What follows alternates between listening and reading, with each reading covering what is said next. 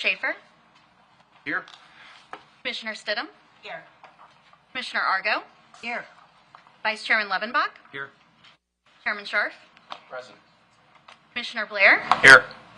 Administrator Forst. Here. Commissioner Dixon. Commissioner Cash. Present. Commissioner Henderson. Present. Commissioner McGowan. Here. Marcella Costa, Executive Director, and Diane Sullivan, current Planning Director, are also in the meeting. Thank you, Megan. Noting the presence of a quorum, I'd like to call this meeting to order.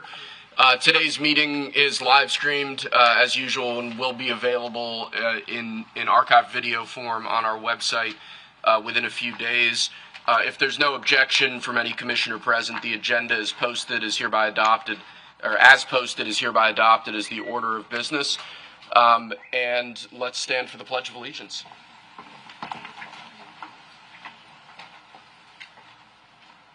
I pledge allegiance to the flag of the United States of America and to the republic for which it stands, one nation, under God, indivisible, with liberty and justice for all.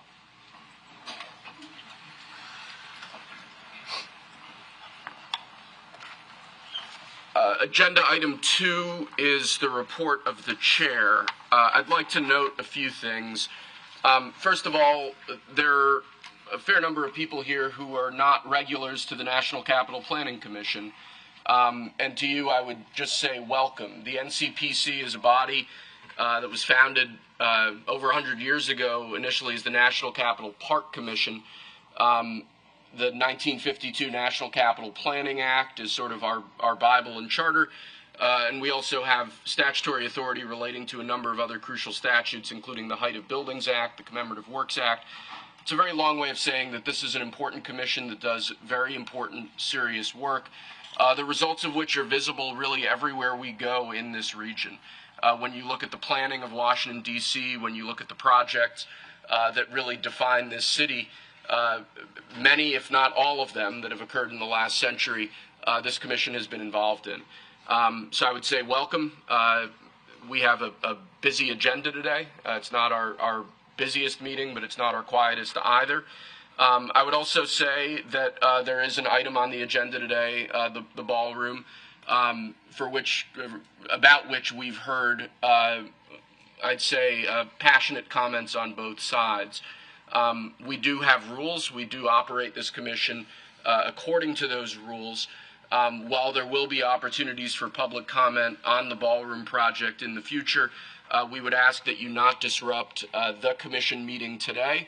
And if you do make an out-of-order disruption of the commission, we will unfortunately have to ask you to leave the room. With that having been said, I'd like to wish everybody here a very happy New Year. This is our first meeting of what promises to be a very important, busy year for this commission. To those of you who have made New Year's resolutions, I quit nicotine 8 days ago. So far we're going strong. If I am irritable or less enthusiastic or energetic as I normally would be, that's the reason. But this year, obviously, being America's 250th anniversary, our semi-quincentennial, there's a lot going on in the capital region, and we have a lot of very exciting projects that have either already come before this commission or will be in the coming weeks and months. And I'm very excited for the role that NCPC will play as the Capitol really pulls out all the stops to celebrate this momentous milestone in American history. I'd also like to welcome Ed Forst to the commission. Ed is the administrator of GSA. As such, he serves as an ex officio member of this commission. Oftentimes, and there's nothing wrong with this, ex officio members of this commission send designees or representatives to commission meetings here. It's a great honor for us to have Ed with us. Ed is really a real estate eminence, former head, I believe, of Cushman & Wakefield. We're really excited to have you at GSA. GSA and NCPC are going to be working together on some very important projects in the coming months, most notably potential redevelopment plans in Southwest D.C. I know you and I have already spoken about that, Ed, but really just welcome to the commission. Thank you for being here. It's truly an honor. Lastly, before I conclude, with respect to the ballroom project, which is on the agenda for today, I view today's presentation really as the start of a process as the ballroom project moves through the overall NCPC process. We're going to be hearing from the project team today. This is an informational presentation. We'll have opportunities for questions and comments from commissioners. My objective from the start has been for the NCPC to play a productive role as this ballroom project moves ahead. NCPC has, in our professional staff, has an incredible amount of expertise and experience dealing with complex construction projects and monumental construction projects in the D.C. area, and I have great confidence that NCPC will be able to play a productive role in this project as well in the months ahead. So I'm excited for the presentation today, and I'm excited to continue the consultations that have already begun at the staff level between NCPC staff and the White House and the ballroom project team more generally. All that having been said, that's my report. We can move on to agenda item 3, which is the report of our executive director, Marcel Acosta. Marcel? Thank you, Chair Sharp, and Happy New Year, everyone. I would also like to take this opportunity to welcome Administrator Forst to today's meeting. We do look forward to working with you and your team over the coming years, so welcome aboard. Given today's busy agenda, I only have one item of interest for the Commission. Last month, NCPC released its 2025 year in review, which looks back at the agency's work advancing efforts to revitalize some of the capital's most visible and important public spaces and its role in shaping the design of several very important government projects. This report can be found on our website at ncpc.com. This concludes my update. My full report's in your packet. I'm happy to answer any questions that you might have. Do any commissioners have questions or comments from Marcel? Seeing none, Megan, could you provide us with our legislative update? Yes, I have 2 legislative items to report on this month. Both are bills that passed in the House of Representatives on December 9th, 2025, and are now being considered in the Senate. The first is H2290, the World War II Women's Memorial Location Act, which authorizes a memorial to commemorate the sacrifice and service of women who worked on the home front to support the military efforts during World War II. And that bill is to be located on the National Mall in Area 1 or in the Reserve. The second bill is H2306, the Adams Memorial Great American Heroes Act. This bill would extend the Adams Memorial Commission through 2032 to establish the Adams Memorial south of the White House, adjacent to Ellipse Road, or if that location ends up being not feasible within the reserve. That concludes my legislative report, and I'm happy to answer any questions. Thank you, Megan. Do any commissioners have questions or comments about our legislative update? I look forward to seeing if we do get a new memorial within the reserve or in Area 1. Agenda item 5 is the consent calendar. There are 4 items on this month's consent calendar. The first is to approve preliminary and final site development plans for the Smithsonian Gardens street tree fence design. The second is to adopt the final updated comprehensive plan for the National Capitol, the federal elements proposed by NCPC staff. The third is to approve the final submission guidelines updated by NCPC staff. And both of those 2 items, those changes primarily reflect changes dictated by executive orders since the start of this administration, I believe. And the final item is to approve preliminary site and building plans for the new District of Columbia Engine Company 7. That was originally a delegated item. I asked for that to be moved to the consent calendar. I apologize for doing that. It could easily have been a delegated item. But that is now item number 4 on the consent calendar this month. Are there any questions or comments from any commissioners? Yes, sir. That we adopt the consent calendar. Hearing a motion from Commissioner Dixon, is there a second? I'll second. Thank you, Commissioner. Can the Secretary please confirm the motion and second and take the vote by roll call? Yes, the motion was made by Commissioner Dixon and seconded by Commissioner Argo. Commissioner Cozart? Yes. Commissioner Schaefer? Yes. Commissioner Stidham? Yes. Commissioner Argo? Yes. Vice Chairman Levenbach? Yes. Chairman Scharf? Yes. Commissioner Blair? Yes. Administrator Forrest? Commissioner Dixon? Yes. Commissioner Cash? Yes. Commissioner Henderson? Commissioner McGowan? Yes. The motion passes. Unanimously, which is always a good thing. Um, Moving on, we have 3 voting items and an informational presentation in open session today. Agenda item 6A is a request to approve comments on concept plans for the National Mall and Memorial Park's telecommunications infrastructure improvements. And Stephanie, do you want to proceed? Yes, thank you. Thank you. Good afternoon, Chairman Scharf and Commissioners. The National Park Service has submitted concept plans for the National Mall and Memorial Parks, or NAMA, telecommunications infrastructure improvements. The concept plans provide a planning and technical framework to guide improvements to wireless telecommunications across the National Mall, with the primary goal to inform the minimum build-out necessary to achieve a 5-fold increase in daily network capacity. At the concept stage, the Commission should be focused on issues such as consistency with the comprehensive plan and other policies, appropriateness of the concept plan for the site, or if there are any particularly unique or complex issues. The Commission received an informational presentation on this proposal in July 2025. As I mentioned, we are currently at the concept plan review stage. By this spring, NPS will use the concept plans, along with comments from the Commission, the public, and other stakeholders to develop a request for proposals and evaluation criteria under which network providers will submit their proposals. The proposal selected by NPS will then be submitted to the Commission for preliminary and final review. For today's presentation, I will first provide an overview of the purpose of this effort. Then I will discuss the antenna typologies and the conceptual approach to their application, the sub-area recommendations, and then conclude with coordination and implementation. As a reminder, the Commission is responsible for the review of antenna placement and their structures on federal land in the National Capital Region and on district land on District of Columbia-owned land within Washington, D.C. The Commission's primary interest in telecommunications infrastructure improvements on the mall is the potential to impact the visual quality of this unique setting and its nationally significant viewsheds.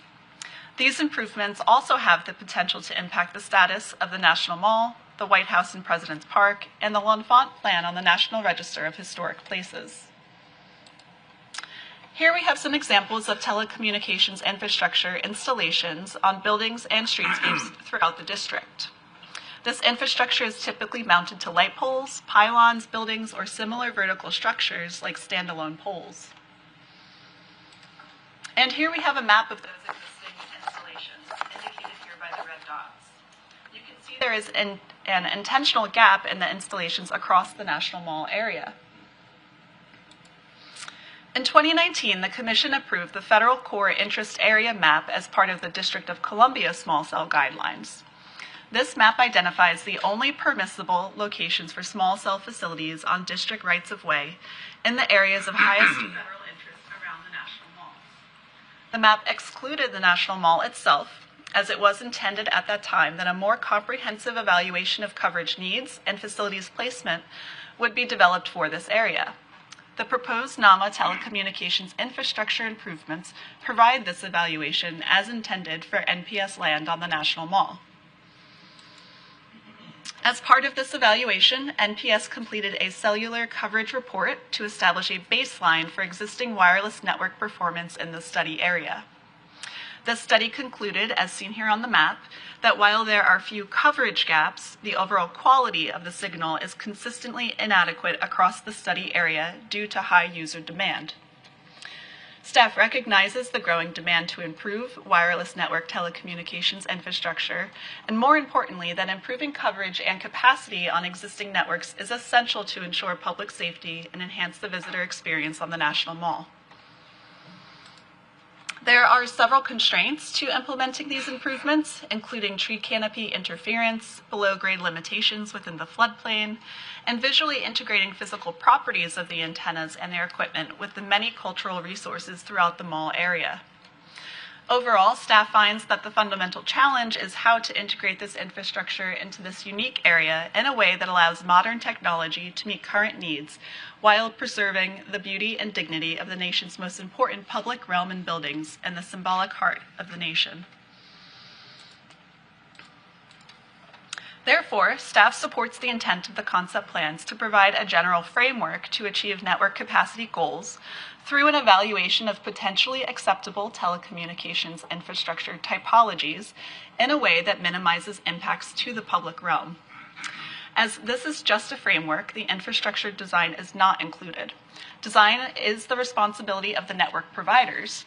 Therefore, NPS has included area-wide design criteria to guide their proposals.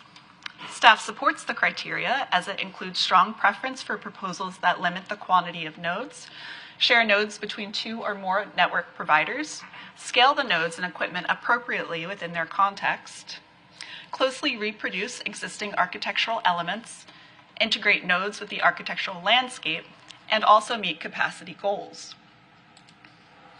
So in this next section of the presentation, I will discuss the antenna typologies evaluated in the concept plans and the conceptual approach to their application. The 4 antenna types evaluated in the concept plans are standalone small cells, dual MNO DRANs or DRAN 2, 4 MNO DRANs or DRAN 4, and neutral hosts. The concept plans do not recommend specific typology approaches, and the ultimate solution will likely include a combination of typologies. Overall, staff finds that there are trade-offs between the size and quantity of antennas and their associated equipment across typologies. For example, typologies that accommodate more than one network provider will require fewer sites, but typically have larger equipment cabinetry than another typology that supports fewer network providers but has more sites and smaller equipment. The concept plans divide the study area into 5 sub-areas: the National Mall East, Washington Monument Grounds and President's Park South, West Potomac Park Lincoln Memorial, West Potomac Park Tidal Basin, and East Potomac Park. For purposes of this presentation, we have labeled them from east to west, sub-areas 1 through 5. Given the unique context of the National Mall, staff finds the antenna typologies with large equipment enclosures that are difficult to conceal are unfavorable, especially adjacent to monuments and memorials, and recommends that where possible, equipment should be creatively concealed by co-locating with other facilities or existing small-scale architectural features, vaulted below grade, or integrated with new developments. To minimize impacts on cultural resources, the concept plans recommend integrating telecommunications infrastructure with existing light poles, memorial lighting stanchions, and building structures. In addition, new standalone poles with a shrouded antenna at the top or a yet-to-be-developed method may be necessary where architectural features do not currently exist. Staff finds that antenna installations on multiple poles of varying designs from different network providers may look disjointed or cluttered, particularly when inserted into a cohesively designed landscape such as that of the National Mall. Therefore, staff requests that NPS work with the carriers and industrial designers to develop unified designs for new standalone poles, adapted or replicated light fixtures, any yet-to-be-developed solutions, and related equipment cabinetry in consultation with NCPC, the U.S. Commission of Fine Arts, and the District State Historic Preservation Office. The 3 light pole types considered for integration in the study area are the Washington Globe, Washington Twin Globe, and Olmsted fixtures, which are contributing features of historic properties. The concept plans indicate that these light poles could be adapted or replaced with close replicas to seamlessly incorporate telecommunications infrastructure while also offering lighting. Overall, staff finds this approach may have fewer visual impacts than more commonly used methods and supports its further development. However, if such an approach is proposed, a balance must be reached between the quantity of historic light fixtures that are altered or replaced, which may vary between sub-areas. Many of the memorials and commemorative works within the study area currently utilize special lighting stanchions, as seen here on the left, which are not contributing features of historic properties. The concept plans indicate the light stanchions stanchions could be redesigned to incorporate all existing functionality and house antenna infrastructure with a similar visual character as those in place today, as seen here in the illustrative examples on the right. Overall, staff supports this approach, as the stanchions currently exist as utilitarian elements in the National Mall landscape. Therefore, they will be less noticeable than antenna installations on other existing architectural features. The study area also contains multiple types of buildings, including non-contributing standalone comfort stations and multiple food, information, and souvenir kiosks, which would be considered on a case-by-case basis as needed for mounting antennas. Staff will utilize the antenna installation practices and policies of the comprehensive plan and NCPC's antenna submission guidelines criteria in the review of antennas attached to structures on the National Mall. As noted earlier, the concept plans divide the study area into 5 sub-areas. For staff's analysis, sub-area 1, the National Mall East, and sub-area 5, East Potomac Park, are analyzed individually, as they have the highest and lowest potential for visual impacts, respectively. Sub-areas 2, 3, and 4 are discussed collectively, as they contain similar features such as nationally significant monuments and memorial sites and preeminent view sheds. I'll begin with sub-area 1, National Mall East. This sub-area contains the nationally significant formal landscape defined by central lawn panels lined with historic Olmsted light fixtures and multiple rows of trees that frame the preeminent reciprocal view shed between the U.S. Capitol and the Washington Monument. Staff also finds that proposed telecommunications in this sub-area will have the highest potential for visual impacts due to its rectilinear form, symmetrical features, and overall formal character that define this view shed. The concept plans identify potential locations for new telecommunications infrastructure along the outside edge of the center lawn panels, as indicated by the green and yellow dots here on the plan, roughly aligned with the existing Olmsted light poles. The plans also suggest replacing the existing Olmsted light poles with close replicas that seamlessly incorporate telecommunications infrastructure while also offering lighting, or a yet-to-be-developed method. Next, I will discuss sub-area 5, East Potomac Park. This sub-area includes Haynes Point, the East Potomac Park Golf Course, the U.S. Park Police, and NPS National Capital Region headquarters. Network service is currently limited in this area to traditional macro sites at the north end, where the NPS and U.S. Park Police buildings are located. However, capacity demand is less here than in other sub-areas. Overall, staff finds that the proposed telecommunications in this sub-area have the least potential for visual impacts, as this is a less formal landscape located outside of significant view sheds. The concept plans identify locations for new telecommunications infrastructure in line with the existing Washington Globe light poles along Ohio Drive. These would likely be standalone poles, Washington Globe replicas, or a yet-to-be-developed method. The remaining sub-areas include the Washington Monument Grounds and President Park South, the West Potomac Park Lincoln Memorial, and the West Potomac Park Tidal Basin. Telecommunications infrastructure in these 3 sub-areas would likely take shape as standalone poles, Washington Twin Globe or Washington Globe replicas, a yet-to-be-developed method, or placed on memorial lighting stanchions. In sub-area 2 at President's Park South, the concept plans indicate that 2 telecommunications nodes would be placed along the roadway encircling the ellipse, in line with the Washington Globe light poles. Within the Washington Monument Grounds, the telecommunications infrastructure would be located on light stanchions and the monument screening facility. However, staff finds it will be difficult to fully conceal or architecturally integrate any antenna typology on the Washington Monument screening facility due to the building's symmetry, rectilinear form, glass facade, horizontal roofline, and immediate adjacency to the Washington Monument. Therefore, staff requests the applicant consider alternatives to placing the telecommunications infrastructure on the screening facility that would improve capacity without altering the appearance of the facility and therefore the view of the monument.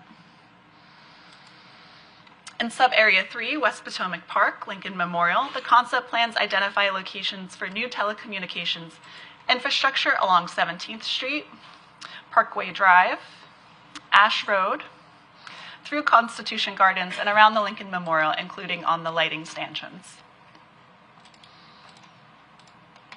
And in Sub-Area 4, West Potomac Park Tidal Basin, the concept plans identify new telecommunication infrastructure locations along sidewalks and paths around the Tidal Basin and Ohio Drive.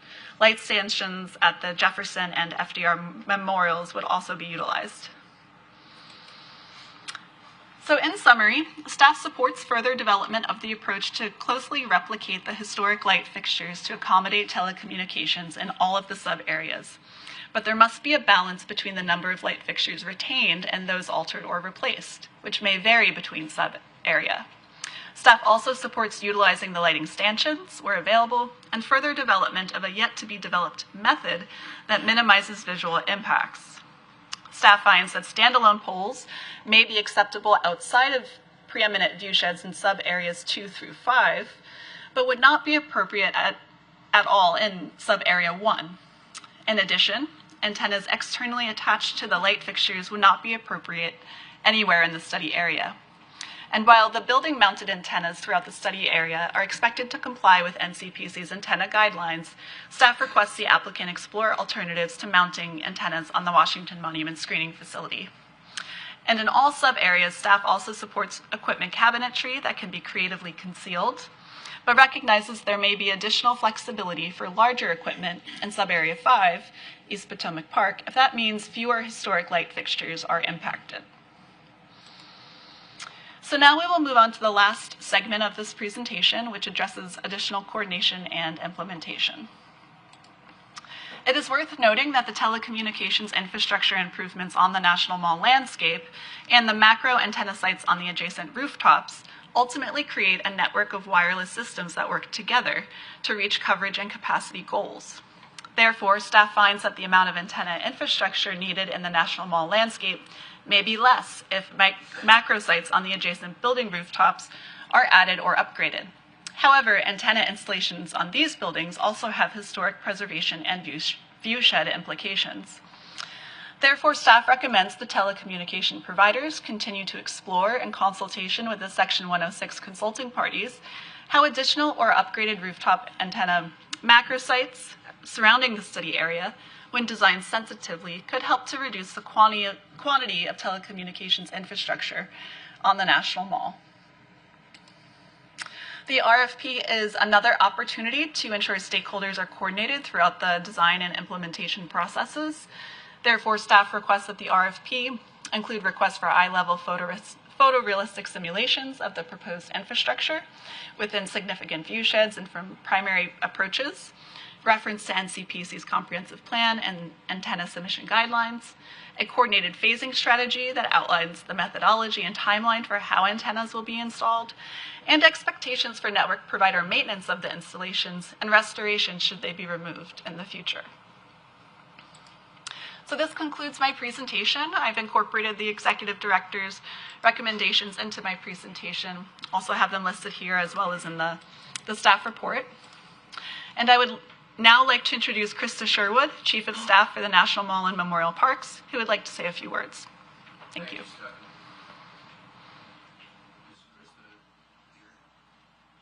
She is online, yes. Yes.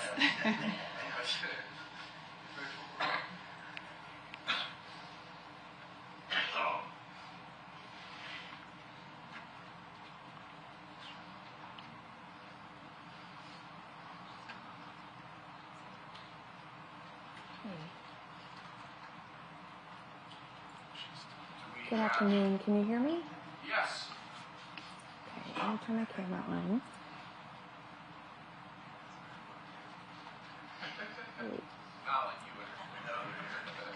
Wonderful. Sorry for the delay. Good afternoon, everyone. I'm Krista Sherwood, Chief of Staff for the National Mall and Memorial Parks. Thank you to NCPC staff for that great comprehensive overview of the effort, and thank you all for the opportunity to speak today. The National Park Service is finalizing this telecommunications concept plan for the National Mall and surrounding NPS park areas in Washington, D.C. The NPS submitted the concept plan for NCPC review and comments and appreciates the Commission's input on this plan. The plan identifies opportunities to improve wireless coverage and capacity in this area while protecting the views, the character, and historic resources of the park. We do recognize the need and urgency for these improvements and are aiming to finalize the plan and implement opportunities to enhance public safety, connectivity, and the overall visitor experience as quickly as possible. So in the coming weeks, the NPS will issue a request for proposals for mobile network operators and neutral host providers to submit formal proposals. And this RFP will describe the limited opportunities for improvements that are identified in the plan and the applicable siting and design criteria. These proposals will be evaluated in a transparent, equitable, and technically coordinated manner that's consistent with the National Park Service policy and the Department of the Interior guidance for issuance of right-of-way permits for telecommunications infrastructure improvements. We plan to incorporate the comments that are received from NCPC and incorporate these into the RFP and, if applicable, the value in which we review the proposals. The NPS will return to NCPC once we have selected a proposal and have a proposed preliminary design to submit for NCPC's consideration.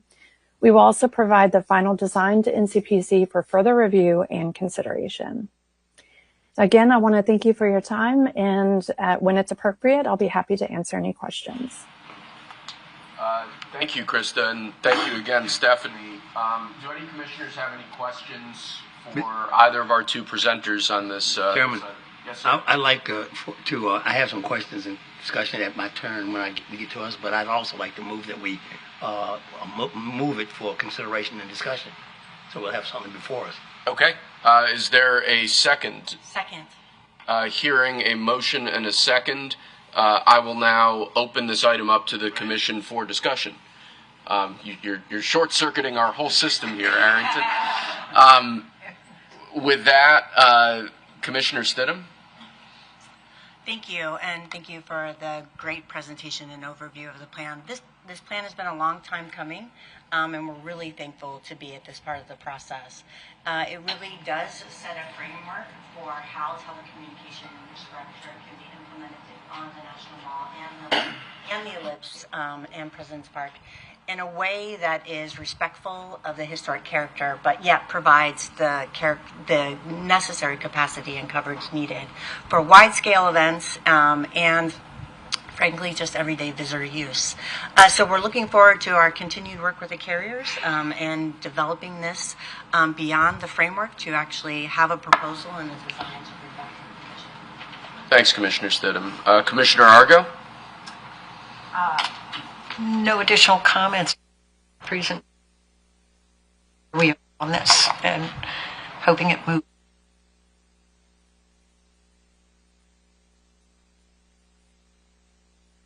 Thank you, Commissioner. Vice Chairman Levenbach? So I thought that the data were pretty compelling that there's a need for coverage in the mall, and so this is an important project. It's an important project for public safety. It's important this year given the amount of use we're going to see of the area, and so I think my only comment is that it's important to manage it in a way where it can move forward in an expeditious way. Obviously, supporting all the comments and the very, it seems, eminently reasonable strategy for how to incorporate the infrastructure into existing lighting and so forth.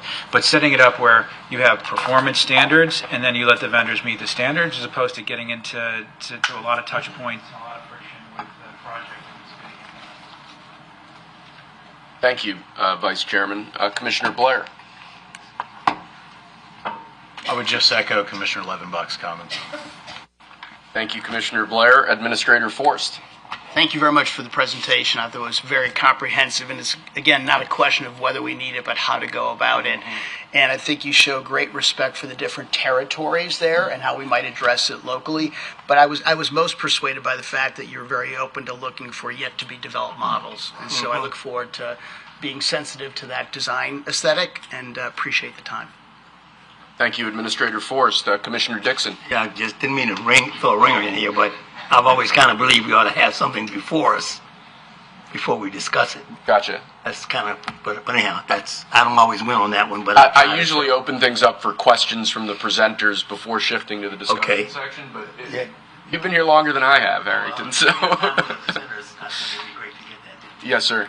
I do have a couple of questions. One, is this going to be a single or multi-vendor opportunity? Because we've had this discussion before, and the question is, let's suppose that X company gets it. Can Y and Z company telephones be used in that environment? And that's of interest to me. It also gets us into the hoteling and whether we can have multiple carriers on one device. I also was interested in whether or not it's possible when you look at East Potomac Park, there is always been a lighting issue there because we've restricted the use of it to restricted nighttime use of it.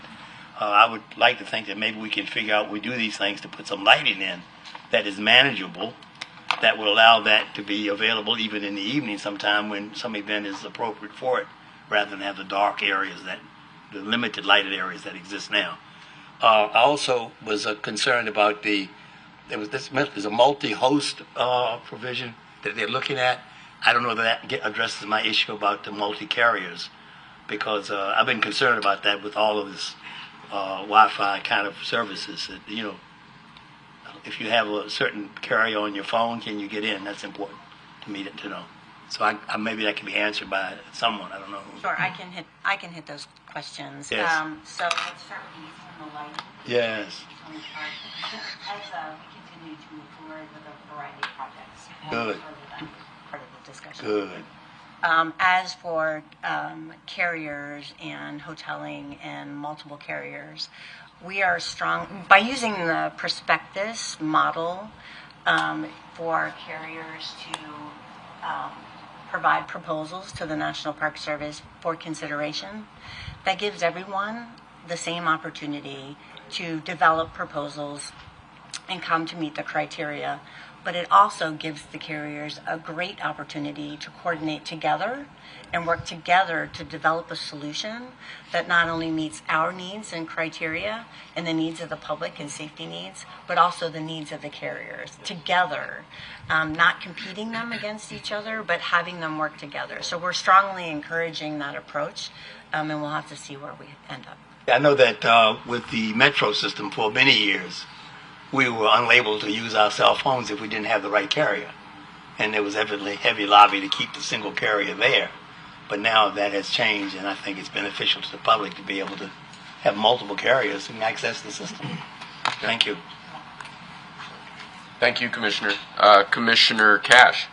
No, thanks. I just want to thank the staff. I just want to point out on all these telecom, the 5G antennas and all that, I think the commission and the staff especially is really a leader in this because they kind of push the envelope and say this is how it should be done. And it's a lot of kicking and screaming on the front end, but I think it's always resulted in installations that look nice, that don't clutter things, and it's really been kind of the commission taking the lead on this and kind of pushing the envelope and getting the carriers to follow suit. So thanks to staff for all the work they've done on this, and thanks for the presentation. Thanks, Commissioner Cash. Commissioner Henderson? Nothing to add on this one. Thank you. Thanks, Commissioner. Do we have Commissioner McGowan with us? Yes, I don't have any comments or questions to add, but would just thank staff for the time in the presentation. Thank you, Commissioner. Commissioner Kozar? Yes, thanks to the staff for the presentation, and I'll associate myself with Commissioner Cash's comments. Thank you, Commissioner. And Commissioner Schaefer?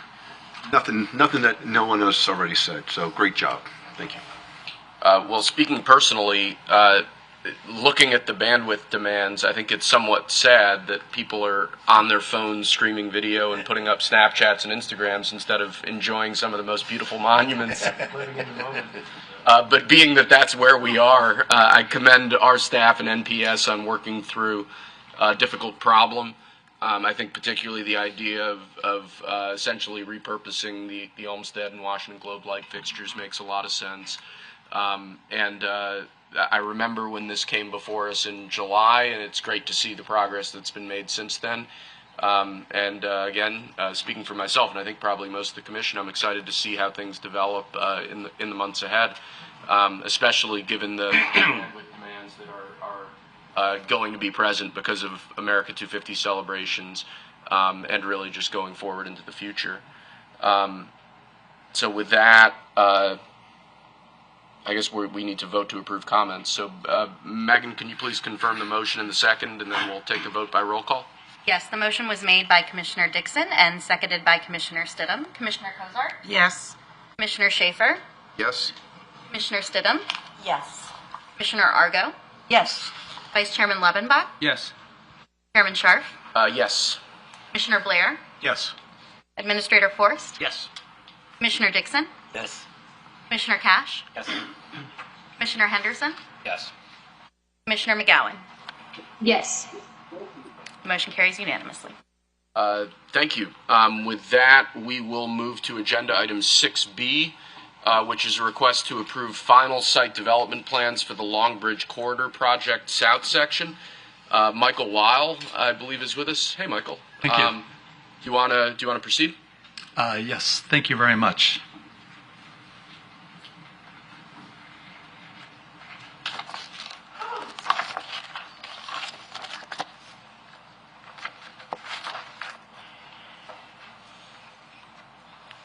Okay.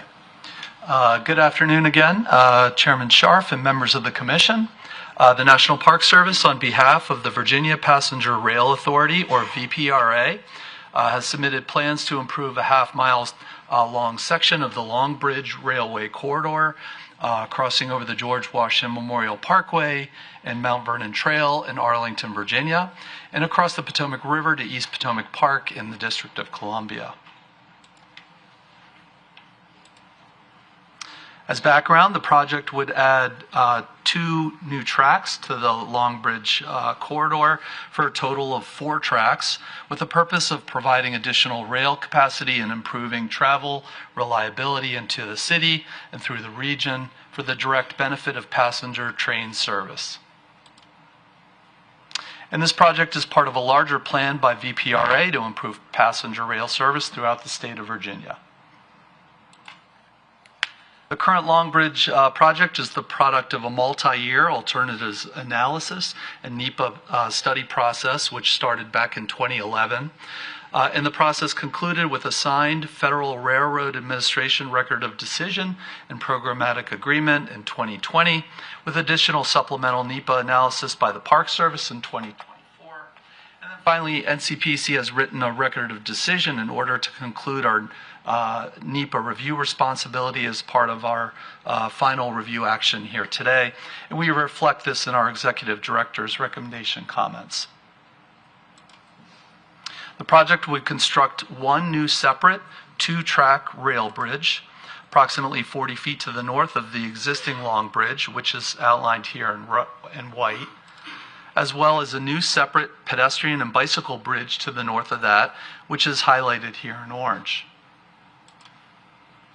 Previously, our Commission approved previous preliminary plans for the full length of the corridor improvements across federal National Park Service land back in July of 2022. And more recently, NCPC approved the final plans for the north part of the corridor in April of 2025. And today we are reviewing the final plans for the remainder of the corridor, known as the South Section, to complete our review process under the National Capital Planning Act. As a final submission package, we are considering issues like the project's final landscape plans, its overall architectural aesthetic, and how VPRA has responded to the Commission's previous preliminary approval comments. Today, the South Section project area extends from the western boundary of the National Park Service property along the western side of the George Washington Memorial Parkway, which is shown here. And then panning across the parkway, the study area would extend along the north side of the existing CSX Transportation Railway Bridge that you can see here in this slide, and then extending to the east toward the Potomac River as seen here. The new tracks will bridge over the Mount Vernon Trail closer to the river, and then finally over the Potomac River to the western side of East Potomac Park. The historic Long Bridge, which exists today, was originally constructed in 1904 as a through girder structure for both passenger and freight rail trains. And here we can see the Long Bridge's distinctive swing truss section, which was once used to allow larger watercraft to move along the river past the bridge. However, this section is no longer operational and necessary for water traffic today. Here are some closer-up views of the historic Long Bridge with its granite block piers, 10-foot high weathered steel parapet walls, and girders today. Long Bridge is listed on the National Register as a contributing element to both the East and West Potomac Parks and George Washington Memorial Parkway historic districts. And as such, VPRA adopted the overarching design goal to approximate the historic features of the existing bridge in the design of the new bridge. And this includes its structure, material, and form, thereby minimizing future adverse effects to the areas surrounding historic resources and character that would arise from a different type of bridge here. So with that, I will now walk you through the proposed south section widening project submission that is before our commission here today for review. The basic elements of the project are a new separate half-mile long through girder rail bridge that would span over the Parkway, Mount Vernon Trail, and Potomac River, a new separate pedestrian and bicycle bridge over the Parkway and river, and new landscaping and lighting. Starting with the new rail bridge, the new Long Bridge would be owned by VPRA and used to prioritize passenger rail service, although either bridge could be used for passenger or freight rail service as needed. The new Long Bridge would resemble the existing historic Long Bridge with weathering steel parapet walls. However, the new bridge would not include a swing span section, which is unnecessary for river travel today. The new bridge would have 25 granite stone cladded piers with cladding that resembles the existing granite block piers, and these specs remain largely unchanged since NCPC's 2022 preliminary design review.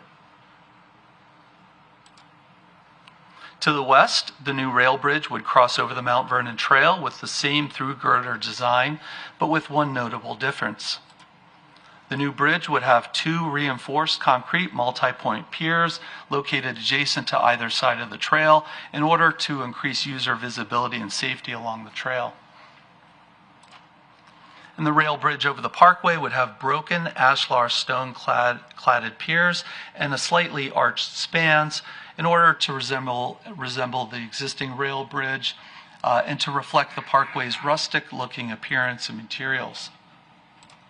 And we express our support for incorporating these features into the new bridge over the Parkway here as part of our Executive Director's recommendation comments. In addition, we include a finding in the Executive Director's recommendation comments that the new bridge meets the VPRA goal of approximating the design of the existing historic Long Bridge, which was supported by our Commission as part of its 2022 design review action comments. Moving on to the new pedestrian and bicycle bridge, VPRA would construct the new bridge approximately 25 feet to the north of the new long rail bridge with a prefabricated truss design that is based on its necessary length, required clearances, and intended use. The new crossing would extend between Long Bridge Park in Arlington, Virginia, and East Potomac Park in the District of Columbia. And the bridge was developed as mitigation for the project's need to use federal parkland as part of the wider railway corridor. The new bike ped bridge would be the only freestanding crossing of its kind over the Potomac River in the area and would serve as a valuable connection within the larger Arlington District and regional trail networks in the future. The new bridge would extend over the Parkway as a single span with an arched truss for support along the north side of the new rail bridge, as shown here. The bridge would have direct ramp and stair connections to the existing Mount Vernon Trail, and the project would widen the trail to the east and west in order to create a larger landing and plaza area here. so that trail users would be able to make that connection out of the way of faster moving bicycle traffic traveling along the Mount Vernon Trail. The new bridge would measure 20 feet across with an overlook area, as shown here on the left, with circular reinforced concrete piers for support, as shown on the right side of the slide. And then the new bridge would land on the western side of East Potomac Park, as shown here, adjacent to Ohio Drive West. Since NCPC's 2022 preliminary review, VPRA has made several beneficial changes to the bridge design, including widening the bridge deck to facilitate bidirectional travel and passing movements. And this was based on previous public testimony and guidance by the Park Service, NCPC, and other stakeholder agencies. VPRA has simplified the bridge design both to reduce its visual appearance in the area and to improve outward viewing opportunities for the bridge users, as illustrated here in these renderings. And finally, VPRA proposes to paint the bridge truss in a federal standard brown, which is the same color as other bridges in the Park Service inventory. And the brown would also help blend the bridge in with the other nearby railway bridges visually. And we support the wider bridge deck in the Executive Director's recommendation comments. And we also include a finding related to the proposed changes to the bridge design, which were made in response to our Commission's previous preliminary review comments.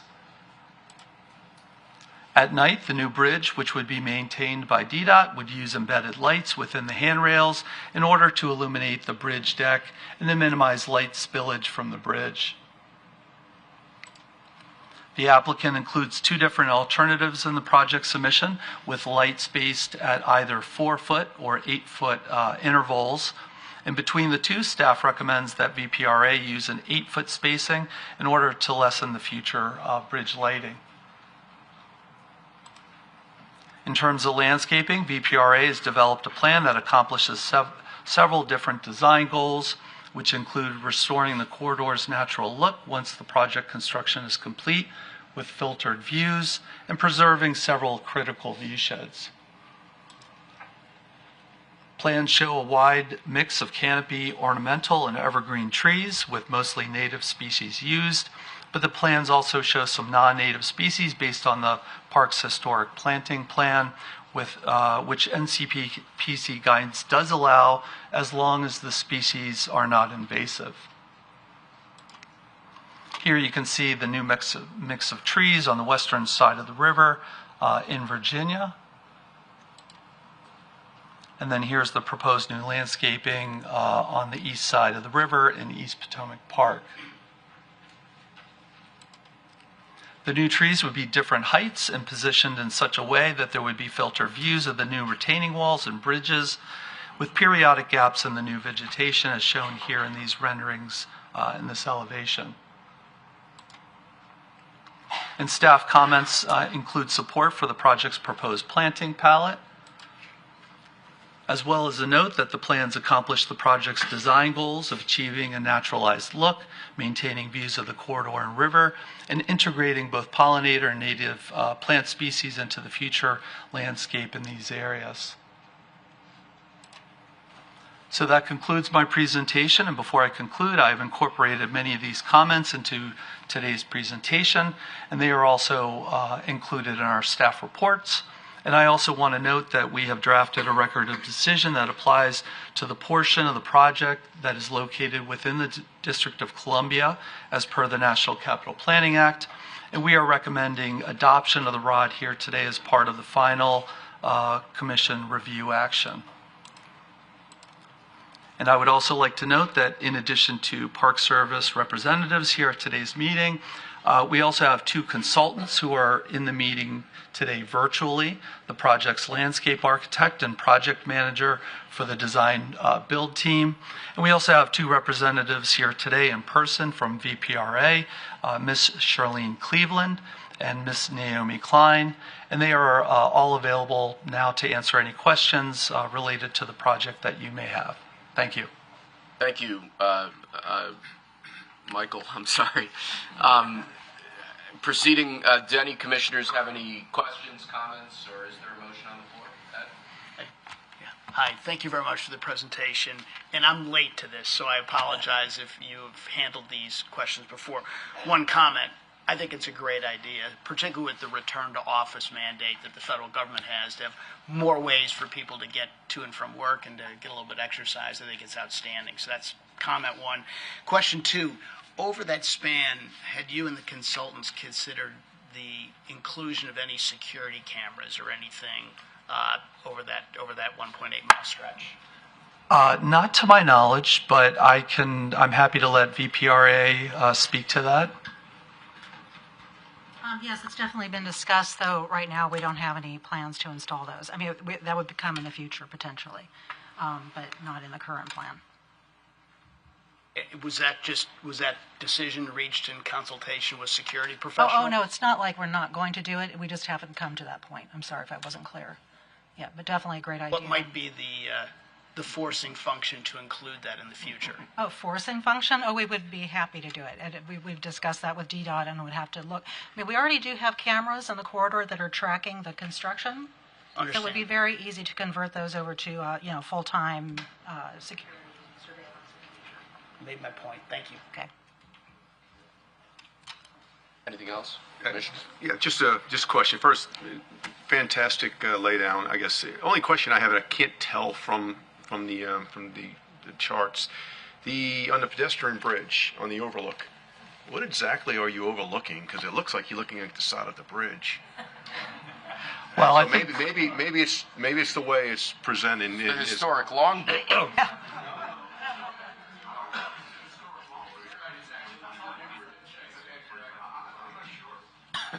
35. Yep, go back one. So I just can't tell. So you're looking in the direction of the Metro Rail bridge, which is upstream on the right, and I believe you can see along the river under the spans. It's not really meant to be an overlook. That is really the ramp down to the Mount Vernon Trail. Oh, is that okay? Oh, sorry. Yeah. So we were really limited about how high we could make this bridge because you have to have, for ADA purposes, it can only slope so much. We needed to get it high enough to clear the navigation channel. So we really kind of boxed in about how high we could make this bridge. Okay. Yeah, I apologize. I didn't mean to make it sound like it was a separate. It was kind of the okay. Got it. It could also be used as an overlook. Yeah. Sorry. Thank you. That's helpful. Anything else? Yes, sir. So one thing that kind of jumped out to me, folks have been around for a while, I remember this, but I saw Aslar stone cladding. That's not form stone, that's actual stone. Actual stone. Okay, that was my question. Thanks. Thank you, Commissioner. Any other questions? Seeing none, is there a motion to approve final site development plans for the Longbridge Corridor project? So moved. Is there a second? Madam Secretary, can you confirm the motion in the second? Let's open things up for formal discussion. We went so far down questions that I lost myself again. Let's start deliberations with Commissioner Kozar. Thank you to the staff for the presentation. Glad to see the project moving forward. No other questions or comments. Thank you. Thank you, Commissioner. Commissioner Schaefer? Nothing further. Thank you. Thank you, Commissioner. Commissioner Stidham? We are very thankful for this project and our work with BPRA over many years to get to this point. So we're really excited for this project to move forward. The addition of the pedestrian bridge will be a real change for everyone in the area. So we appreciate all of the work from NCPC and our work with BPRA to get this where we are. Thank you, Commissioner. Commissioner Argo? No additional comments other than this is exciting and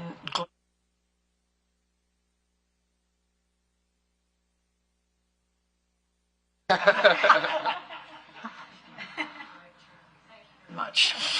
Thank you, Commissioner. Vice Chairman Levenbach? I have no comments. Thanks for the great presentation, Mike. Thank you. Commissioner Blair? No comments, thank you.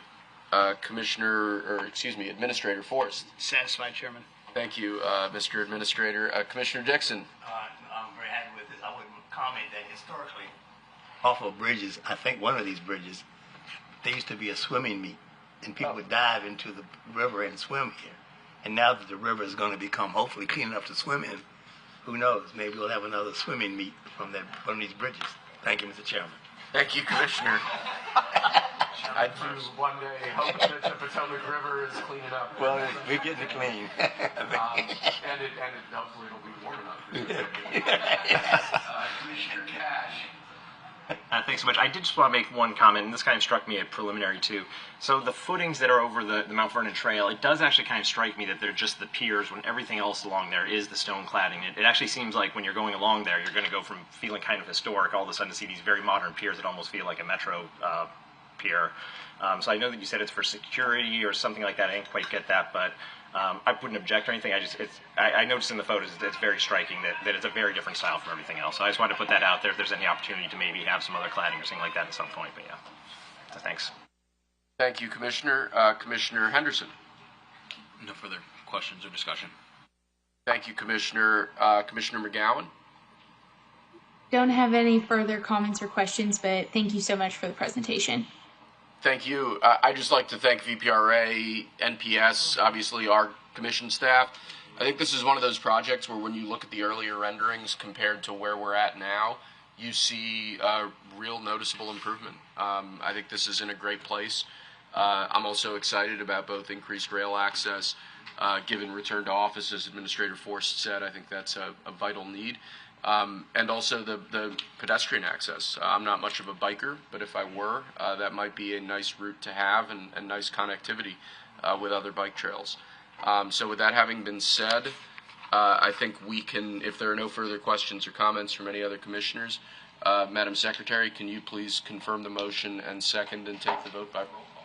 Yes, the motion was made by Commissioner Stidham and seconded by Administrator Forst. Commissioner Cozart? Yes.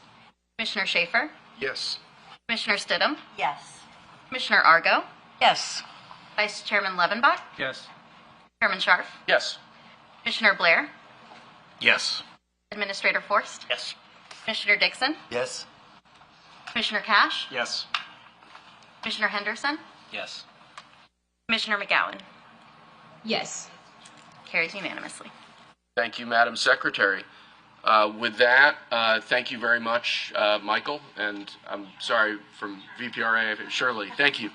And we'll proceed to agenda item 6C, which I'm particularly excited about. This is a request to approve comments on concept plans for the National Zoological Park construct new Arabian leopard habitat. Laura Shipman is with us. Laura, do you want to proceed?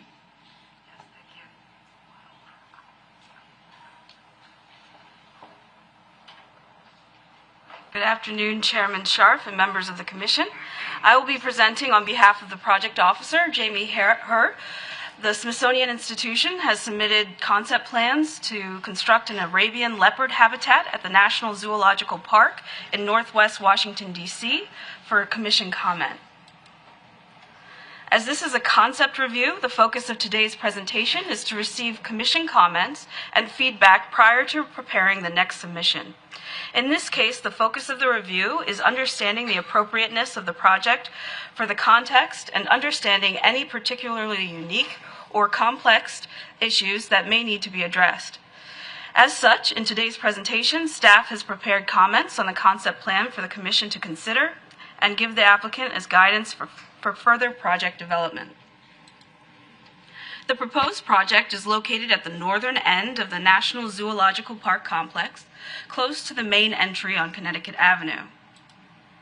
Founded in 1889, the National Zoo is part of the Smithsonian Institution and the National Zoo and Conservation Biology Institute. The two campuses are home to more than 2,200 animals, including some of the planet's most critically endangered species. To that end, the Smithsonian Institution has entered into a partnership to advance conservation efforts for the critically endangered Arabian leopard. The proposed facility will provide year-round public viewing of adult and cub leopards that will support education around conservation of this unique species. The goals of the project are to include a large open-air habitat designed with the flexibility to accommodate future species and with opportunities for the cats to display their natural climbing behaviors. A new animal care facility with day room, dens, and staff support space, and accessible public viewing areas, including a VIP viewing area designed within the context of the existing site that we will reuse the bison structures if possible. In addition, the habitat needs to be designed with the influence of the arid Rocky Mountains of the Arabian Peninsula while taking into consideration the historic environment of the National Zoological Park Historic District and Olmsted Walk. Staff supports these goals for the new Arabian leopard habitat. The project site is approximately 3/4 of an acre and is prominently located at a north bend in the Olmsted Walk, situated between the panda habitat and the Elephant House exhibit. It is close to the Connecticut Avenue entrance and across from the bus group entry, the restroom facility, and the Panda Plaza concessions area, all of which are heavily used by visitors.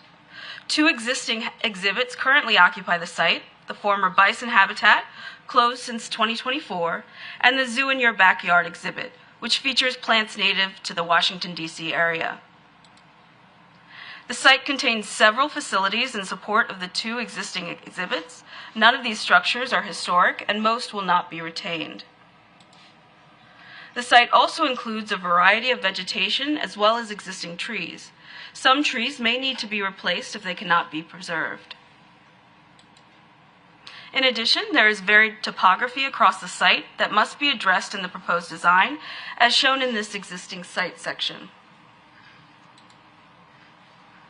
The National Zoo is mostly covered by the National Zoological Park Historic District, as noted here.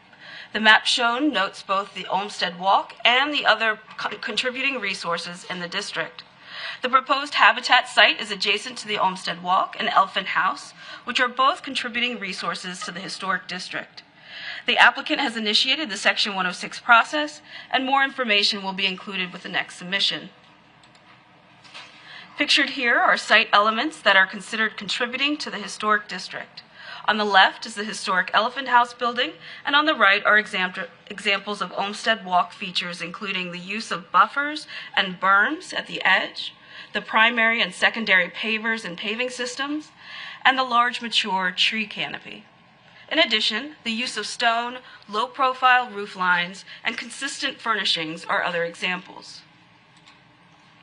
The guiding principle at the creation of the park was that architecture should empower the landscape, subtly supporting the visitor's encounters with nature. This helps outline the goals of any new additions at the park to balance the natural setting with the needs of contemporary zoological care, conservation, and visitor engagement. In designing the new habitat, the applicant wanted to reflect this through the architectural language, with buildings designed as part of the topography, framed by tree canopies and woven into the context. Specifically, the applicant has taken elements such as the stone, green-colored roofing, and brick as inspiration for the new habitat building, as well as the shapes and materials of the Arabian Peninsula. There are 3 main elements of the habitat that the applicant studied, including the habitat, care building, and the enclosure. At the beginning of the design process, the applicant evaluated 3 habitat concepts: Oasis, Wadi, and Oasis Wadi Hybrid. The Oasis concept on the left had a single point of entry from Olmsted Walk into a looped, accessible circulation path built around a central pool like you would find in the Arabian Desert. The Wadi concept in the center included an accessible path through the exhibit from west to east as a more linear experience, similar to the meandering of a wadi riverbed. The Oasis Wadi Hybrid on the right combines both schemes to offer a meandering, accessible path organized around a central pool oasis, creating multiple vantage points for visitors as they proceed through the exhibit. The Oasis Wadi Hybrid has been chosen as the preferred scheme for this concept report, as it provides multiple points of entry off the Olmsted Walk at a very busy section. Visitors can view the exhibit from multiple points throughout the exhibit itself, as well as directly off of Olmsted Walk, creating a variety of viewing experiences. The developed building mass concepts the applicant developed are based on the Oasis Wadi hybrid as the preferred site design. As part of the design process, it was necessary to add an enclosure, as Arabian leopards are excellent climbers and use trees to escape predators and scan their hunting territory. These are existing precedents for such enclosures at the National Zoo that include the Great Flight Aviary masted turnstile structure with mesh and arches, the gibbon enclosure with masted tensile mesh structure, and the orangutan O-line exhibit. The applicant studied options for the mesh enclosure. The first option is an arched mesh shown here. An arched mesh would have no supports within the habitat and allow for more flexibility when changing the habitat later. I will note that the applicant also is studying the exact form of the arch, which may include something with a more vertical or peaked form. These details will be further developed for the next submission. The applicant also studied a massed tensile mesh structure for the habitat.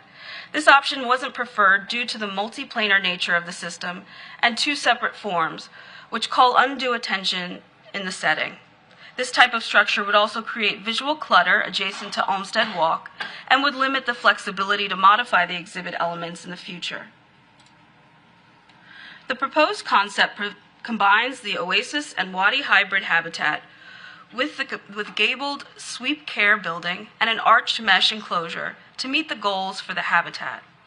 As such, staff recommends the Commission support the applicant's preferred concept design, referred to as the Oasis Wadi hybrid concept, and in particular, the arched, clear span form of the screen enclosure, which will help minimize its overall visibility, the simple, low massing for the leopard building, including the use of curvilinear forms to integrate the building into the landscape and reflect the architectural heritage of the Arabian Peninsula, integrating the use of stone and other natural materials that are found throughout the zoo, which provide a sense of continuity across the campus, providing areas for landscaping and screening along Olmsted Walk, and a circulation approach that avoids conflicts with adjacent exhibits. The applicant has included several rendered views of the concept. The first view is from the Olmsted Walk, where you can see some of the recognizable features including the tree canopy and pavers as you approach the habitat. This view shows the west entry into the habitat and the proposed arch mesh. The tree canopy of the Olmsted Walk opens up here at the east entry so visitors can see into the habitat with the upturned building roof drawing them into the viewing area. Staff recommends the applicant continue to refine the preferred design to extend the curvilinear language to other portions of the building and simplify or lower the building roof line where possible or where feasible. Explore alternative profiles such as thinner or rounded for the main structural members of the mesh enclosure to reduce visual impacts. From this view into the east entry, you can see the bridge that allows the animals to cross from one side of the habitat to the other and over visitors. This final rendered view shows the eastern corner of the animal care facility with the service entrance on the left-hand side. Staff recommends the Commission request the applicant provide as part of the next submission a landscape plan and further details on the screening approach along the Olmsted Walk, proposed signage and wayfinding that will help identify the exhibit and guide visitors, and updated site and building plans along with renderings that are aligned with the preferred concept. This concludes the presentation. The recommendations have been integrated throughout the presentation and are included here for your reference. Overall, staff finds the proposed concept design is consistent with the policies set forth in the federal elements of the comprehensive plan and meets the stated project goals. We look forward to working with the applicant to refine the application so this important project can be implemented in a timely manner. At this time, Brandy Smith, the National Zoo and Conservation Biology Institute Director, would like to say a few words about the project, and the design team is here to help answer any questions the Commission may have. Thank you. Thanks a lot, Laura. Brandy, are you with us online or in person? Online. I'm here online. So thank you, Ms. Shipman, for your presentation, and thank you, Chairman Scharf and members of the Commission. On On behalf of the Smithsonian National Zoo and Conservation Biology Institute, we are pleased to present the Construct Arabian Leopard Habitat project to the Commission. This project will transform an empty animal habitat into a dynamic public exhibit for the critically endangered Arabian leopard. The Smithsonian's National Zoo is a global leader in saving species from extinction. Our scientists and animal care experts work across 6 continents to protect wildlife, restore habitats, and translate science into real-world conservation action.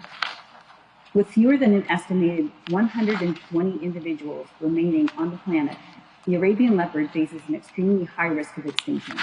And in this exhibit is part of a broader conservation and research program to help save one of the world's most threatened big cats. Our expertise is urgently needed. As the nation's zoo, visitors travel from across the region, the United States, and the world to see animals, experience appreciation and awe, and leave with a deeper understanding of the challenges these species face. Through this exhibit and conservation program, the public will gain insight into the threats driving the Arabian leopard extinction and the role science plays in preventing it. We look forward to continuing design development on this project in coordination with NCPC staff and through Section 106 consultation process. This project has a compressed schedule with construction completion anticipated by late fall, early winter of 2028 to allow time for the leopards to adjust to their habitat prior to the public opening. We will return to the Commission multiple times throughout the year as we work collaboratively on design development. I'm joined today by the project team with design professionals from Smith Group and the Smithsonian's Office of Planning, Design, and Construction to address your comments and questions. Thank you. Thank you, Brandy. Do any commissioners have any questions? Chairman? Oh, yes, sir. I can't wait for this to happen. And I have several reasons. First of all, we've had some breakouts on occasion. But I feel this is being planned well enough that that will not happen. If it does happen, the pandas are in real danger. They just sit around all day. These leopards, we're building a whole structure to keep them in. It's kind of crazy. So I'll make a motion as I tried on occasion ahead so we can vote and discuss on it, this issue. But I'd like to move that we adopt this presentation.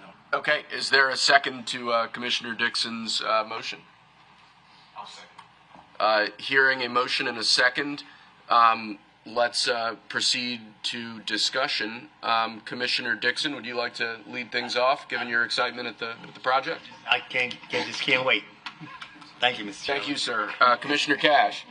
Well, I just want to say I hope that we'll also hear a little bit more about the mesh because I'm not a big fan of cats, but I've seen enough screen doors to know that we need to make sure we have the right materials, not just the right colors, to just save the panda. So thanks. I think this is actually a great project. I appreciate the massing studies and everything else going into this, especially since it's moving so quickly. I think it gives us the information we need to move along. So thanks.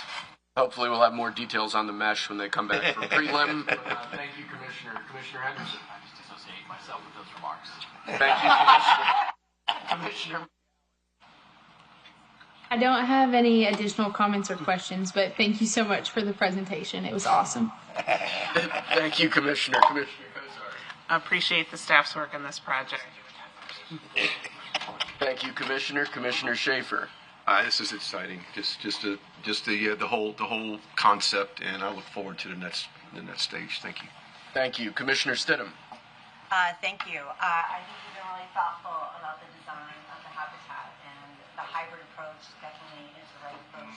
Looking at it in terms of its ability to both have a great space for the leopard, but also how it fits into the zoo as it exists now. So really nice concept design. Look forward to seeing more.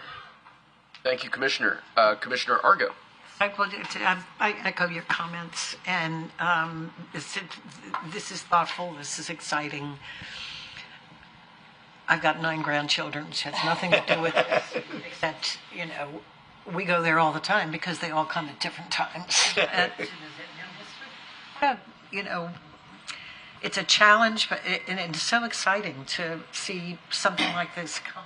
We haven't seen anything really dramatic like this come to the zoo that has changed the whole landscape of the zoo for a long time. So, yay. Thank you, Commissioner.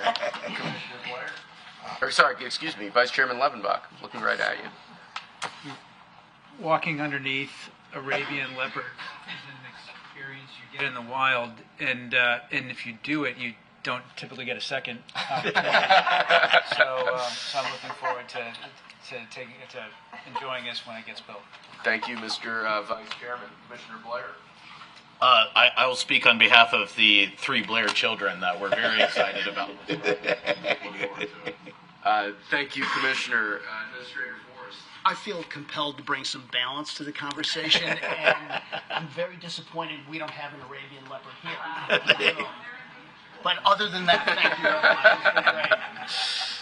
thank you. So speaking for myself, I was with the President, James was as well, when we went to Saudi Arabia and these leopards were promised. There's actually a long history of great cats and presidents in the National Zoo.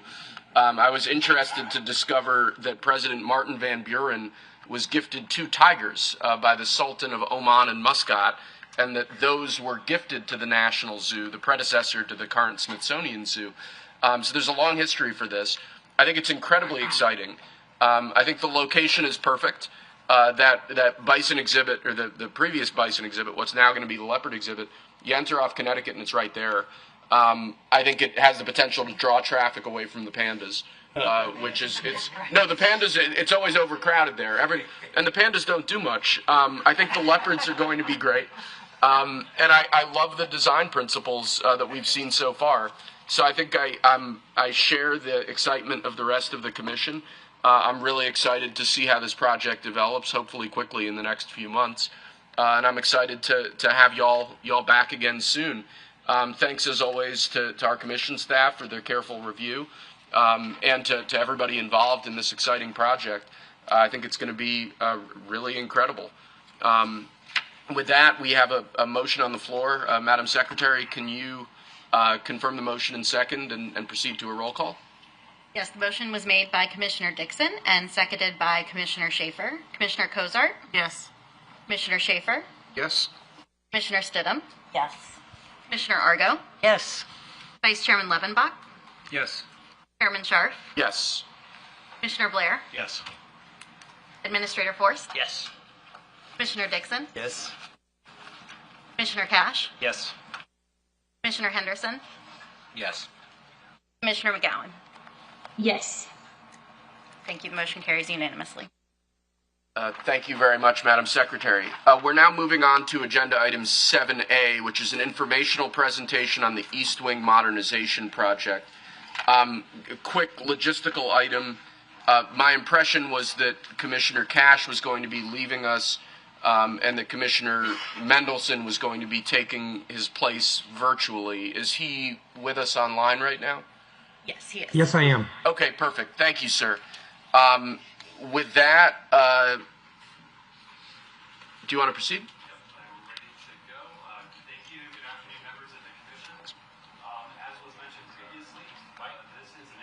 Presentation and overview of the proposed White House East Wing Modernization Project.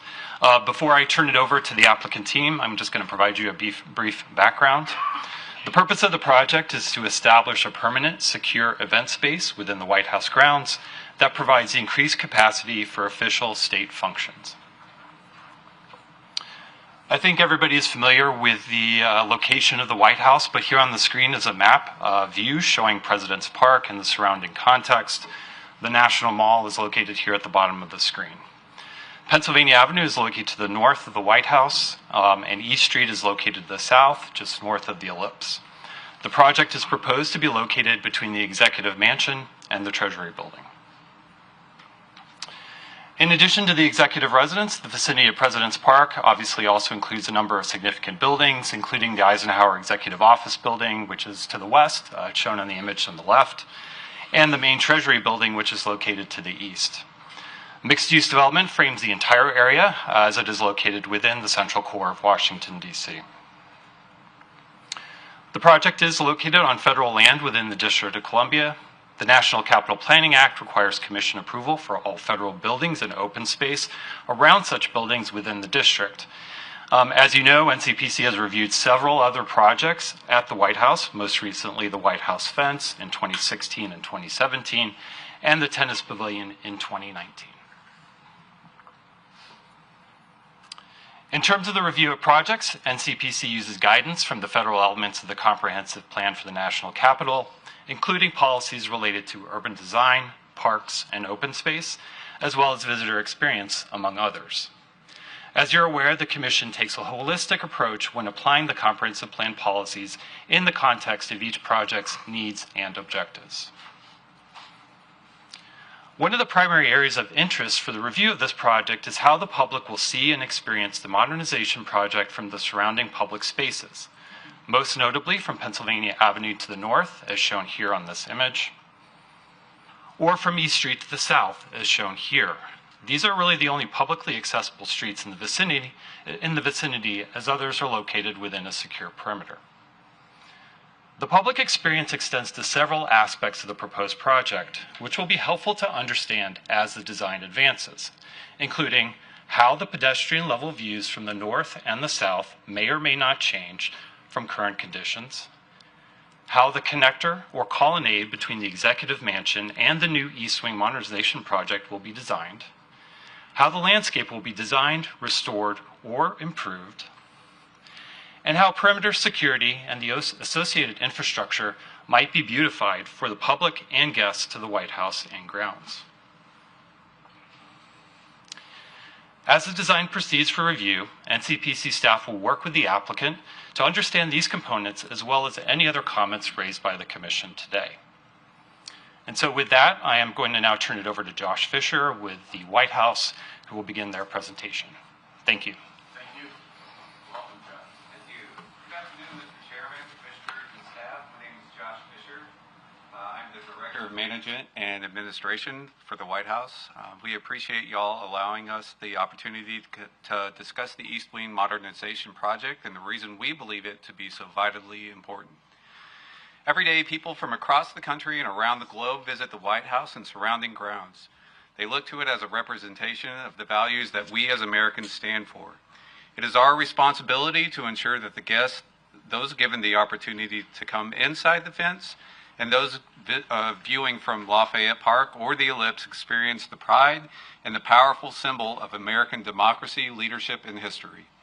While we are only discussing the ballroom today, our efforts extend beyond the 18 acres so that every school group, family trip, marriage proposal, or birthday photo allow people to enjoy the beautiful pride of our nation's capital in the White House complex.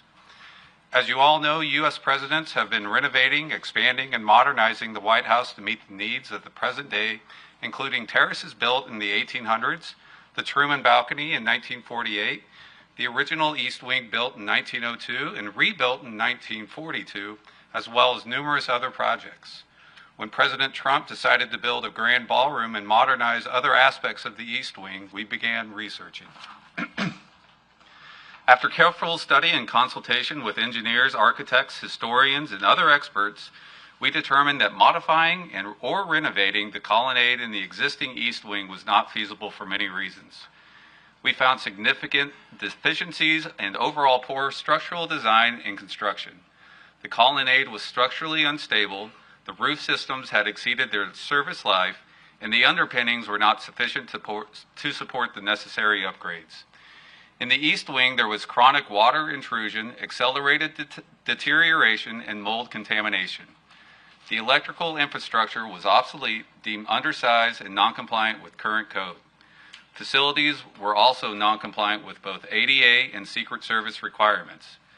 Because of this and other factors, the cost analysis proved that demolition and reconstruction provided the lowest total cost ownership and most effective long-term strategy. As part of this overall process, we also took great steps to ensure we preserved extraordinary historic features, including parts of the original colonnade, the Kennedy Gardens, and the movie theater, amongst other items. In choosing to carry out the East Wing Modernization Project, we are achieving life safety, ADA, environmental, and federal compliance. We are enhancing mission-critical functionality and eliminating systematic infrastructure failures. We are making necessary security enhancements and delivering resilient, adaptive infrastructure aligned with future mission needs. Importantly, the addition of the modernized facility also significantly reduces negative impacts on the truly historic Executive Mansion and South Lawn. The hosting of large events, the size of which were not contemplated when it was designed and reconstructed, drastically increases the rate of deterioration on the East Room and the state dining rooms, stressing the aging structural components of that specific building. In addition to consequential structural and safety considerations, the East Wing Modernization Project will significantly improve the experience of the American people and foreign dignitaries when they visit the White House. As I'm sure you're aware, historically, when visitors come to the White House for events, that tour begins passing through temporary double-wide trailers to gain entry onto complex. State dinners or events with world leaders would take place in a tent on the South Lawn. These tents affected more than just the world leaders. Their use destroyed large portions of the South Lawn, degrading its appearance for overall visitors and creating a recurring expense to replace and cultivate new grass. Beyond the ballroom, we have plans for beautifying the visitors' experience in the area, such as Lafayette Park, and creating a superior, more efficient visitor security screening center. In the coming weeks and months, both MPS and Secret Service will be submitting their plans on those two topics. Inside the White House, spaces such as the ballroom are just as important as the grounds outside. The ballroom is where the leaders will gather, important decisions will be discussed, and history will be made. It is a place that will bring people together for diplomacy, celebration, and unity. A beautiful, well-maintained, and historically designed ballroom will show respect for these moments and emphasize the significance of collaboration and tradition in our government. Now, I will turn it over to Shalom, the architect on this project, to discuss the ballroom. As you guys know, Shalom is no stranger to this commission. His work has been transformative across the D.C. region, so we're excited to see what he can bring to the table.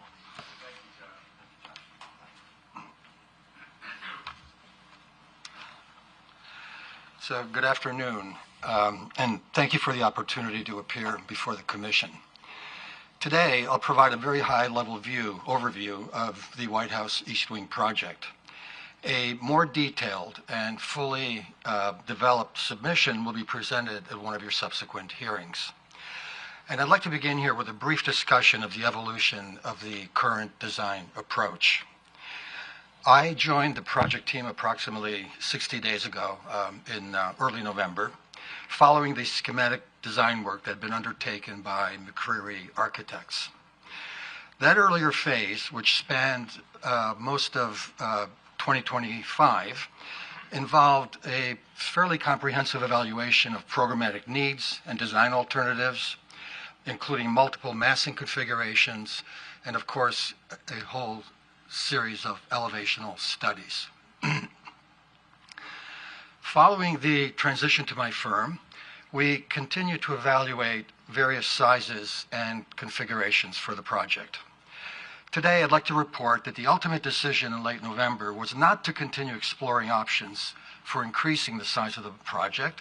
Instead, the decision was made to advance one of the earlier schemes that had been developed prior to our joining the team. That scheme is calibrated to respect key contextual relationships. The addition's cornice aligns and does not exceed with the cornice height of the White House.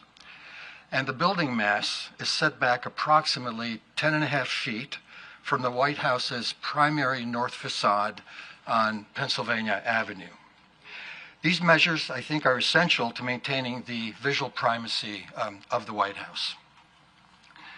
The program includes a ballroom of approximately 22,000 square feet. It's designed to accommodate approximately 1,000 seated guests at a formal dinner. The total area of the two above-ground visible East Wing floors, that's 2 floors, including the colonnade and the ballroom structure, is just slightly over 89,000 square feet.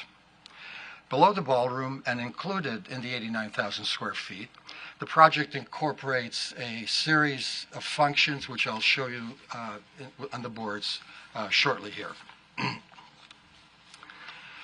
One could generously describe the current functioning of the White House support areas, such as loading, waste handling, general deliveries, food service, as being quite labyrinthian in character. And I think that's a kind description. These conditions reflect incremental adaptations over time, and they place ongoing operational stress on the historic structure. The proposed East Wing modernization seeks to rationalize these functions in a manner that will relieve the stress by increasing connectivity, operational efficiency, and by enhancing overall security.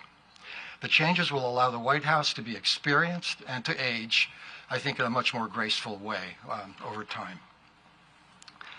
In advancing this proposal, we have aimed to land in a thoughtful middle ground by adapting, as I mentioned earlier, one of the earlier 2025 designs that meets the 1,000-seat requirement for the ballroom. And also, as I mentioned earlier, further consideration of enlarging the size was abandoned in late November. Our primary focus has been on refining the exterior facades through the reproportioning of windows, masonry detailing, revisiting the exterior terraces, and further developing the interior spaces, of course. This scheme does require a two-story colonnade connecting the east room in the White House to the new ballroom. We believe it's appropriate to evaluate this condition within the context of the broader White House campus. The White House is therefore considering the idea of a modest one-story addition to the West Wing colonnade, which would serve to restore a sense of symmetry around the original central pavilion. It will be considered as part of a future overall planning framework, which will be presented at a future hearing here. So with this context, I'll now just walk you through briefly some of the boards that we have here.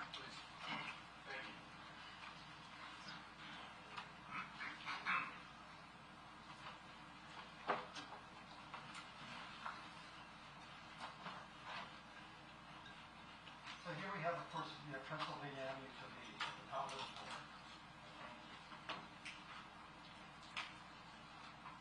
With Pennsylvania Avenue here, it's on the upper part of the board. There's the whole White House complex, and of course the East Wing colonnade with the ballroom addition. There'll be two primary access points to the ballroom. And we are talking about a large crowd here of 1,000 people. One of them will be through the White House, through the colonnade, to a foyer that will serve the ballroom. And then the other one will be one level down. The grade drops as we come around this way. And there will be an entrance through a portico here into a foyer with a grand stair that will take you up one level to the ballroom and essentially meet where the other guests will be coming from the other direction. The new structure here has a series of terraces on three sides of the building. On the south side of the colonnade, we have a terrace that's about 12 feet wide with a stair that leads down to the lawn panels. And then that terrace continues around to the west side of the ballroom along here. And actually, that's a very important life safety egress point for the whole project. And that leads down to a stair here, which also lands at the lower level grade. Halfway down that stair, you could make a left and access a terrace, which is underneath this colonnade roof, and that also has a stair leading down to the lawn. We will show you much more detailed drawings next time with view sheds. But for today, I would just like to point out that there's a very dense cluster of trees here, which will remain, which really affects your view from the south, the public view from the south looking at this. Just as there's a dense cluster of trees that protects the view of the West Wing. And we also have the same condition on the north side, where we have a dense cluster of both evergreen and deciduous trees, which will really frame the view of the central pavilion of the White House.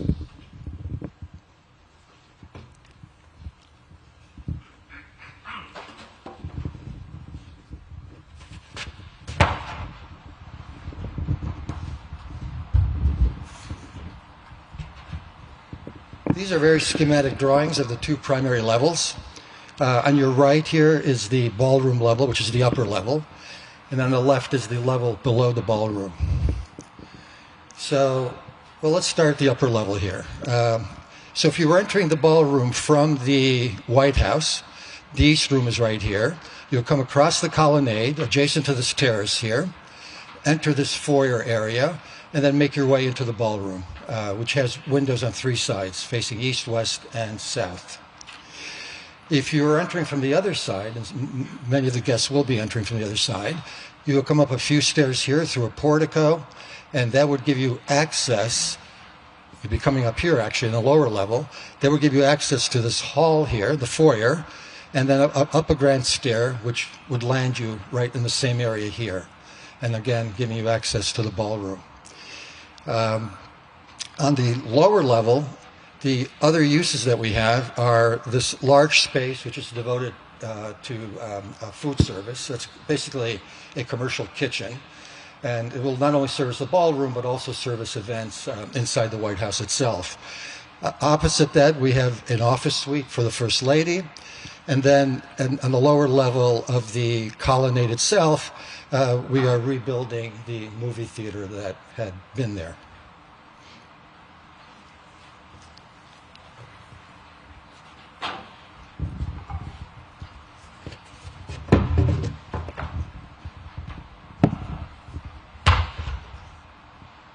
These are north and south elevations of the White House complex. We've removed all the trees, no landscaping at all is shown. Just wanted you to see the buildings very clearly. And I think, the most important thing here perhaps is what I mentioned earlier, which is the alignment of the cornice of the ballroom directly aligns with the cornice and the balustrade of the White House. The heights will match exactly. Here you see the upper level of the East Colonnade, and I did mention the potential for a future addition, a one-story addition to the West Wing, and that would occur right here. And you can see that the reason to think about that is so that we would reinstate the symmetry around the central pavilion of the White House. We have not looked at that at all yet, but hope to do so in the future. So here's the view from the south. Again, you have the rear elevation of the White House itself. We have the ballroom with the portico, the terrace at the half level, and then of course here the West Wing, two-part with the colonnade.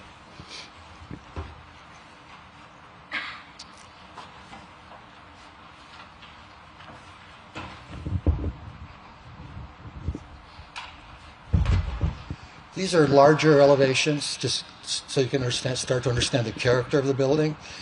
So what we have at the top here is the east elevation of the ballroom, which is directly across from the Treasury.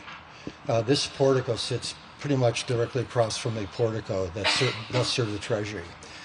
The floor of the ballroom is at this upper level right through here, and the 8 windows that you see here are basically centered on the ballroom.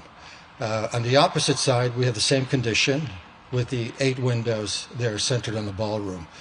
This is the west elevation, and on the lower level here, you're seeing windows that face into, they serve the First Lady's office suite. We intend to develop all of this with a combination of stone and precast. It will all be painted white to match the White House. Very similar finish as you see on the White House. And of course, the windows and all of the masonry details are things we are working on right now. And then finally, I just have one more board. And this is just the north elevation, which you saw a minute ago. But here we've added in the street trees, which are shown in the darker green. And then we've put in transparent outlines of the larger trees, which are behind the street trees inside the fence line. So the trees actually pretty much match the height of the proposed ballroom. So you'll start to get a sense when I show you at your next hearing some photographs, the extent to which these will frame the view of the central pavilion. So that's all I have, and I'm happy to open up to questions if you'd like. Thank you very much for that presentation and for showing us these diagrams and elevations. I'll open it up to the commission now for any questions for the presentation. Mr. Chairman, I'll have some questions. This is Commissioner Mendelson. Please proceed, Commissioner. Thank you. I hope you can all hear me. I do want to just first take a moment to thank my designee, Evan Cash, who comes to all the meetings, and I just want to thank him publicly, and I also want to thank those who gave the presentation.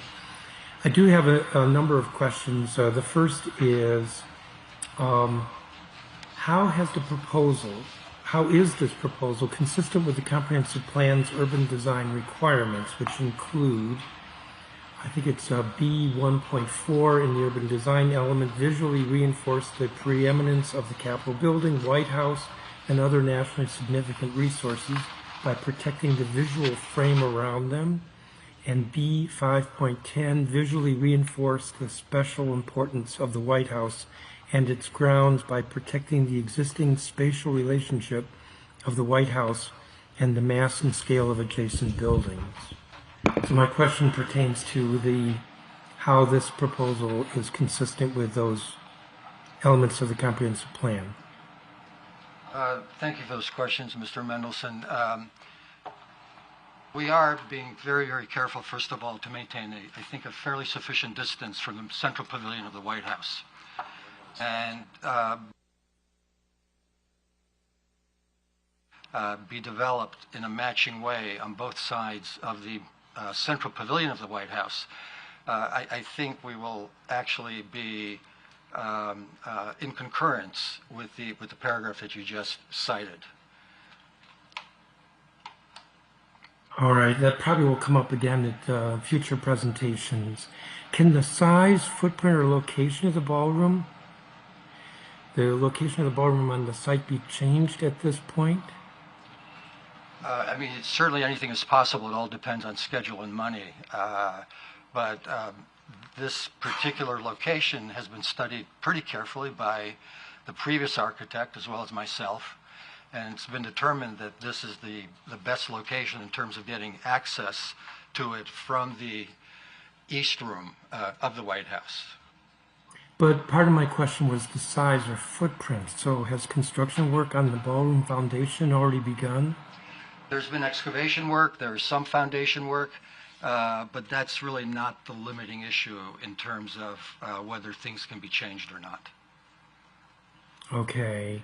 So if as this gets further refined, the footprint could conceivably be reduced a little bit. The work on the foundation so far is not that significant? Well, as I said, the footprint has been studied fairly extensively already.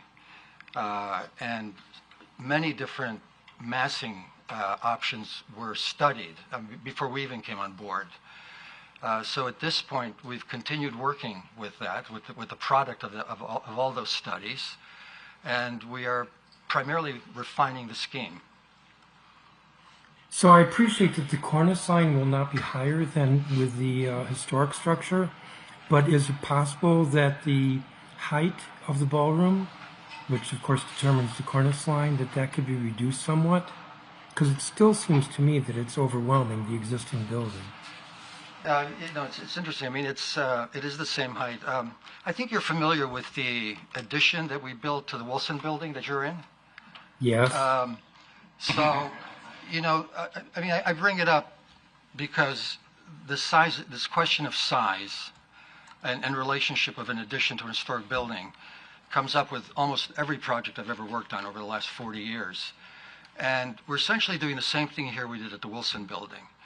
We're building an addition, although at the Wilson building it really contrasts. It's a very modern addition. It contrasts very strongly to the neoclassical building. But even there, we matched the height. We did match the height of the existing building. And, I think it works quite well, and we've done that on many, many other structures. We're just finishing up an addition to the Cannon building where we increased the height by 1 story. That was reviewed pretty extensively. And you could look at it. I mean, I think that too works really well, with the original historic structure, despite the additional height. But my sense of it is that there are two levels here. One is, I'm going to say, the lower level, and then there's the ballroom level. And I can't remember what the height is. What is the height for the ballroom level? Well, if you measure it off the front driveway where the portico is of the White House, we're approximately 51 feet above that elevation. But then And that's roughly the level of the ballroom? I'm sorry, that's the roof. That's the roof of the ballroom. That's the height. That's the height of the balustrade around our ballroom structure. I'm sorry. Is that what you were asking? No, I think I'm not asking it well. The ballroom is going to be like a 20-foot ceiling, a 40-foot ceiling? It's about 38 to 40, yes. And could that be reduced? It's possible, not impossible. I had one other question, which I think is probably for Mr. Fisher, not you, and that is, why didn't the project come to us as a whole instead of after the demolition? Thank you for that question. Yeah, we've begun work on this project. There are two phases to this project. I think that you've alluded to it with Shalom here. There are some things regarding this project that are, frankly, of top secret nature that we are currently working on. That does not preclude us from changing the above-grade structure. But that work needed to be considered when doing this project, which was not part of the NCPC process. And let me note, just for the record, if it's okay with you, Commissioner, it's long been the view of NCPC's counsel's office that the National Capital Planning Act does not give us authority to review demolition or site preparation work. So while many projects do come before us at that stage, that's not a requirement of the National Capital Planning Act, and review of demolition is not something that we have the authority to do as a commission. I appreciate that, and I've actually read that legal opinion, and I'm not arguing with it. It's just that I don't know the last time that a project has been presented before NCPC or Zoning Commission or any of the planning agencies where it wasn't presented as a whole. This is what we're going to do, and we will proceed with the demolition as we move forward, as opposed to here where the demolition occurred first. Well, I don't have any other... the Air and Space Museum addition is one example of that, where they proceeded with demolition of the old addition, I believe, prior to presenting plans for the new addition to this commission. I think that's the nearest historical analogy. I could be wrong. I just want to conclude by, I have a lot of respect for Shalom Baranas. He's done a lot of great projects in the city over the decades, and I just want to acknowledge that. Thank you. Thank you, Commissioner. Do any other commissioners have questions for the presentation team? I have two questions. Yes, Commissioner Dixon. One, you kept mentioning stairways. I guess that's going to be accessible. Handicap accessible also, I'm assuming. You mentioned stairways on the building. Yeah, the primary handicap access into the ballroom will be through the front door of the White House. So the other entrances will not accommodate. The other stairways are there for egress purposes, for fire code purposes, and they are stairways, so a wheelchair would have to really go in the other direction. But I think that may be a concern. I would think. I mean, we want handicapped people to be able to egress too. Oh, absolutely. No, believe me, we are looking very closely at all of that, all of the code. Secondly, there hasn't been any discussion of the new security process that we used to go through, or we have gone through with the labyrinth of different corridors to get cleared to get into the White House. How is that going to be addressed in this process? I'll really let you in any time, but... No, I've been back for a while. Thank you for the question, sir. We are currently looking at a new visitors entry facility that would be part of this project. Again, as we look at this, it's not just the East Wing modernization. It's not the ballroom. We are looking at a totality experience for the White House complex. As I mentioned earlier, historically, when you come to the White House, you go through double-wide trailers. tents out in the cold. We don't think that that's befitting of what the White House should be or could be, quite frankly. So those plans are under review. We're trying to put them together, make sure that we've got our I's dotted and our T's crossed before we bring them before this commission so that you guys can hopefully see and enjoy what we've produced. I think that it's a sensitive area to even make it public how this process may work. But one of the detractors from the historical structures was the complicated clearance process and the hodgepodge, if you will. So I'm assuming you will present to us how that will be handled in the future. Yes, sir. So we can look. And I do hope we do something with the handicapped issue. Thank you. Thank you. Do any other commissioners have questions for the project team? Yes, Question, clarification from something that was presented. There was talk of adding potentially an additional level on the west wing side of the building. Is that to the west wing structure itself, or just to the on top of the walkway over? What's It would be just to the colonnade. Any other questions before we proceed to deliberations? Hearing none, I'd like to thank, as always, our staff and the presentation team here. Vice Chairman Levenbach, would you like to kick things off? I think what strikes me about it is and some people here, some of the commissioners have participated in White House events more than I have, but I'm struck at how much this expands the utility of the compound. I think about the Hanukkah party I just went to. You start at the north end of Lafayette Park, then you walk through one set of trailers, and you walk through another set of trailers, and there's a code check, and then when you get inside, it's pretty crowded, and there aren't that many people there, and this is going to just open up access to people at a much higher level, and I think that it's going to be enjoyed for generations to come. So I'm really excited to see how this project develops. Thank you, Vice Chairman Levenbach. Commissioner Blair. I would just say I think that it looks like it's going to be very beautiful, but the utility, I think for those of us that spend a lot of time there, is fairly obvious. I think Winston Churchill said to the House of Commons when they were going to rebuild it that we shape our buildings and then they shape us thereafter. The White House is a special place, but people come there to gather and to work. I would tell you that we've seen times where simply doing something like getting the Congress together to have a meal and break bread is not something that the current structure of the White House really accommodates in any way with the President of the United States. That's a problem.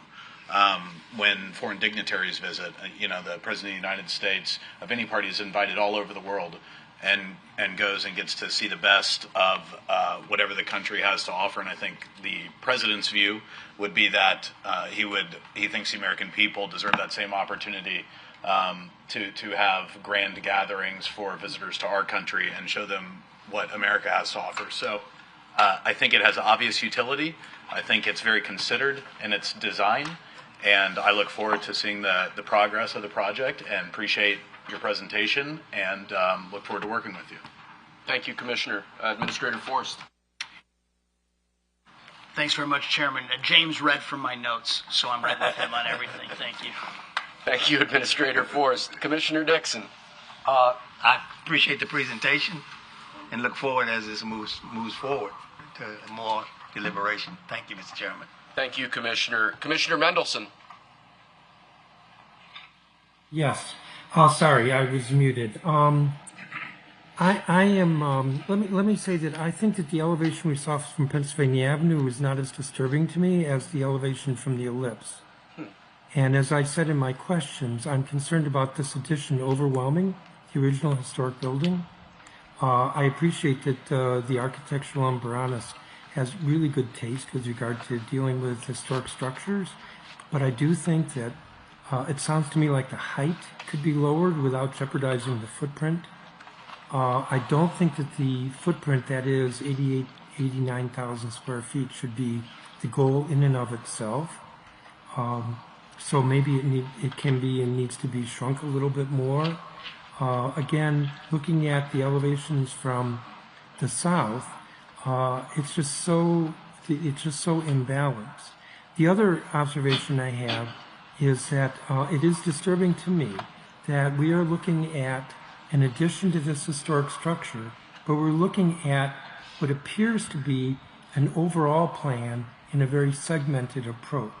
So there are going to be some changes with the visitor center, there are going to be some changes with Lafayette Park, there are going to be some changes with the West Wing, but rather than looking at this as a whole, we're going to be looking at it piecemeal, and that's concerning as well. Thank you, Commissioner. Commissioner Henderson?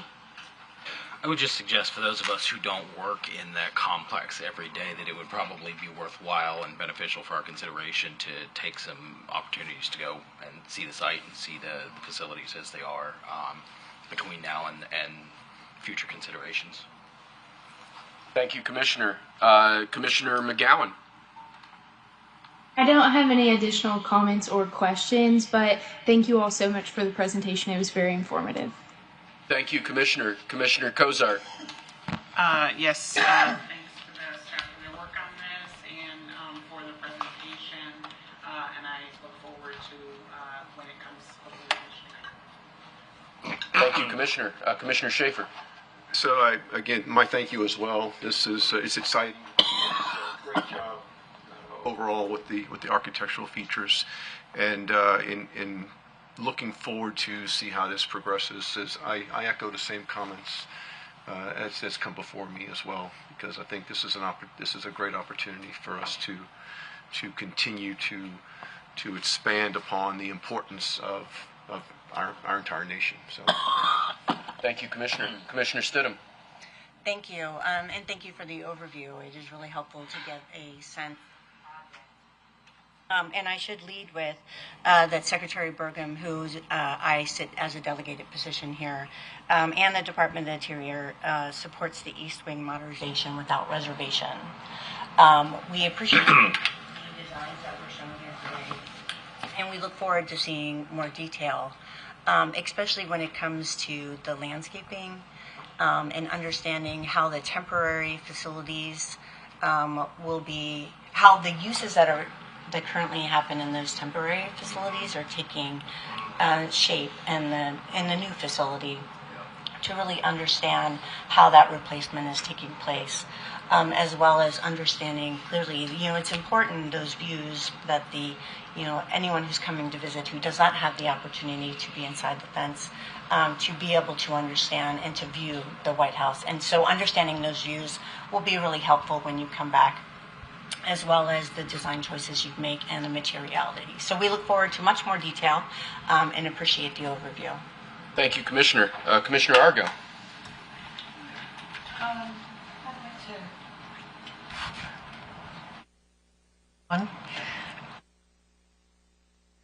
Myself with my next door neighbor's comments, and seeing how this progresses.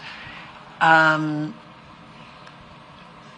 have some concern about size and scale, and in a number of ways, but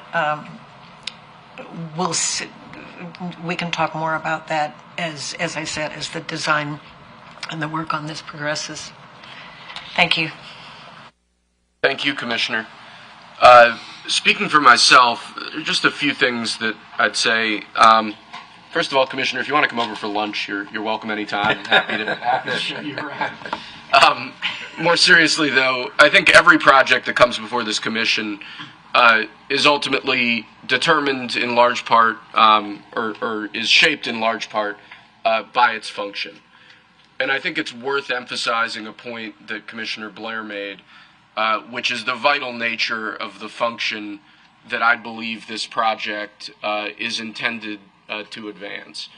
It's been a distinct honor for me to get to, frankly, travel around the world with the President and visit foreign countries and be hosted by the leaders of foreign countries.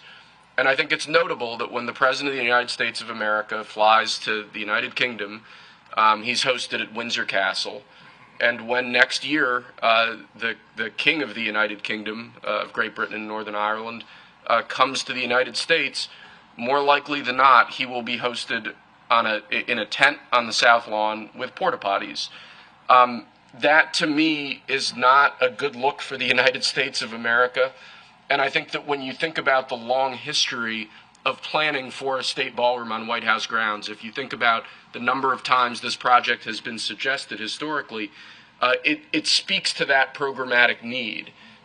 This isn't a new idea. I've been interested to see that even in the press reports that have been, or the press articles that have been very, I'd say, agitated about the way that this project has progressed, there has been a recognition by previous occupants of the White House from both parties, people who have worked in the White House from both parties, that there is a real programmatic need for a building like this. So I think what we're really talking about then is a lot of the issues that Shalom in particular was addressing in his presentation, which is given the programmatic need, given the size that that programmatic need necessarily requires for this project, how do we ensure that this project accords with what we as a commission care about? How do we ensure that the view sheds, that the way that the public will experience this building, won't detract from the way that the public experiences what I believe is one of the really 2 or 3 most important buildings in Washington, D.C. and in the region that we have jurisdiction over, which is the White House. I'd be interested to see more detailed elevations, particularly from the south, in light of Commissioner Mendelson's comments, what this would look like with the tree line, because I think that the elevation that we see there, just based on my knowledge of what the property looks like, that's very stark, and I don't think really represents how the public would experience this building. I think it's important that this is framed between the White House and the Treasury building, which is a building of significant massing. And I'd be interested to see an elevation that extends essentially further to the left or further to the east to encompass sort of the full viewing experience from Pennsylvania Avenue. And as many commissioners have said, I just look forward to seeing more details in the weeks and months ahead. And I'd like to thank, as always, our staff for the collaboration, the work they've already put in on this issue. I think they can be a real resource to the project team, particularly as you start thinking about the visitor experience, visitor entrance, other aspects of the broader modernization of the White House complex, and particularly how the public interacts with it. But again, just speaking personally, I'm really excited to see how this project develops, and I'm excited to hopefully see more detailed planning materials in the weeks and months ahead. So thank you. Are there any other commissioners that have questions or comments before we adjourn for the day? Well, in that case, unless there's anything else for us to address today, if there's no other business, that concludes the open session agenda for this meeting of the National Capital Planning Commission. Our next regular commission meeting will be on Thursday, February 5th at 1 p.m. I believe the commissioners are now going to exit the chambers. If you could please hold your seats while they do so, that would be a great help. And thank you all for being here today.